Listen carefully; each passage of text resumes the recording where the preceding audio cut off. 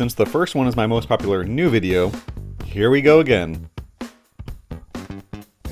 Today, I'm going to make a mold of this. It's a different style radio knob compared to the first one that I made, and it has its own set of challenges. This one is flatter, wider, and has many numbers engraved in it that need to be captured in the silicone without any bubbles. The mold box for this project is much simpler than the previous radio knob. Last time I used pieces of foam core board, this time I'm going to use this paper cup. There are two benefits to doing it this way. One is that the mold box will be the same round shape as the radio knob. This means that I will use less silicone to fill the mold box. The second is that the mold box is much easier to make.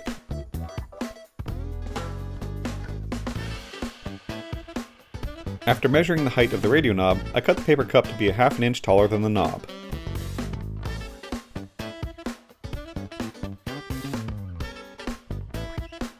Next, I glued the paper cup to the styrofoam base very securely, making sure to fill in any gaps. Silicone is never to be trusted because it will leak out of the smallest gap if you let it.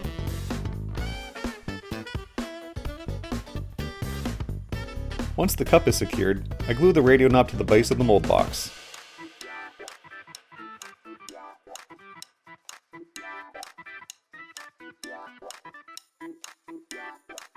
Since this is an overpour mold, all of the silicone that I'm going to be using for this project was originally mixed for different projects.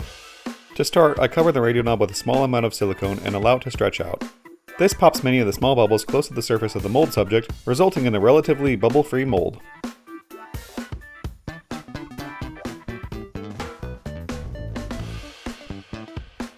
I attempted to push silicone into the details of a radio knob with a popsicle stick that had a pointed end on it.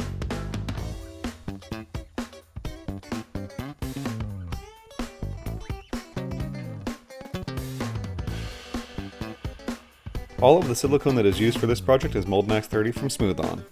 I'm not sponsored by any of the tools or products used in this video, it's just what I'm using.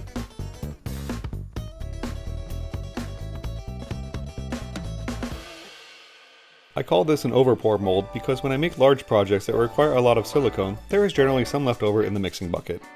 Instead of allowing the silicone to cure in the bucket, I usually have several smaller projects on the side so that I can pour the excess silicone into them. That way, nothing goes to waste.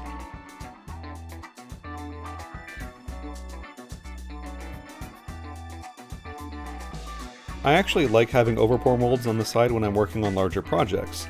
It affords me the opportunity to make smaller projects that I wouldn't otherwise dedicate time to on their own.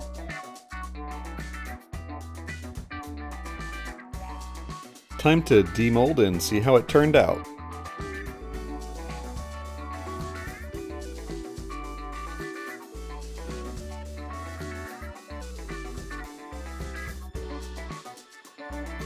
It seems okay. Let's see how the castings turn out.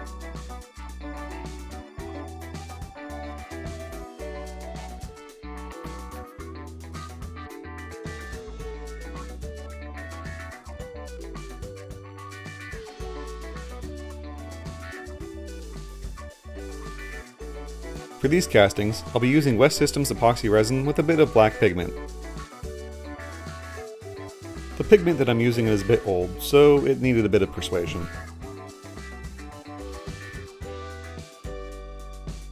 So when I poured the first layer of silicone, instead of letting it sit and settle like I should have, I fussed with it and I just ended up introducing air bubbles into the silicone.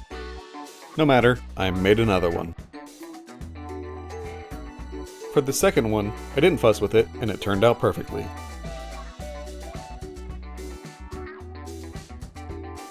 When pouring the silicone, I overfilled the mold just a bit. That way when the pressure chamber squishes the bubbles in the resin, the resulting casting won't have a void at the top of the mold.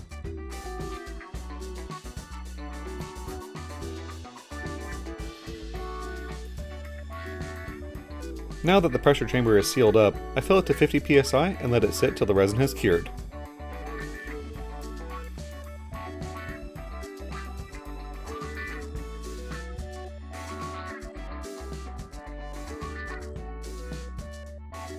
I'll start with the one that has the defects. When the pressure chamber was filled, it pushed the resin into the voids in the silicone.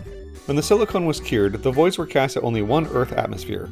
When the pressure chamber is filled at 50 psi, the air surrounding the voids is about 35 psi more than what's inside the voids, which results in the defects in the casting. The one that I didn't fuss with turned out great. It even captured the detail of the set screw on the side of the knob.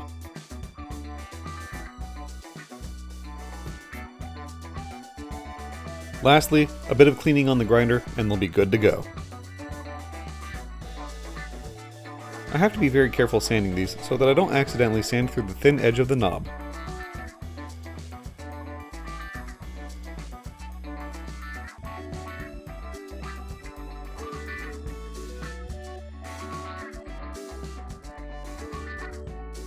And here they are.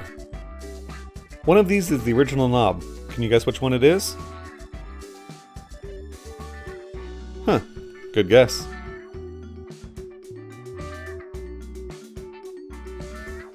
Overall, this project turned out pretty good, considering that I messed up the first one. Hopefully next time, I won't have to make 2 molds of the same thing.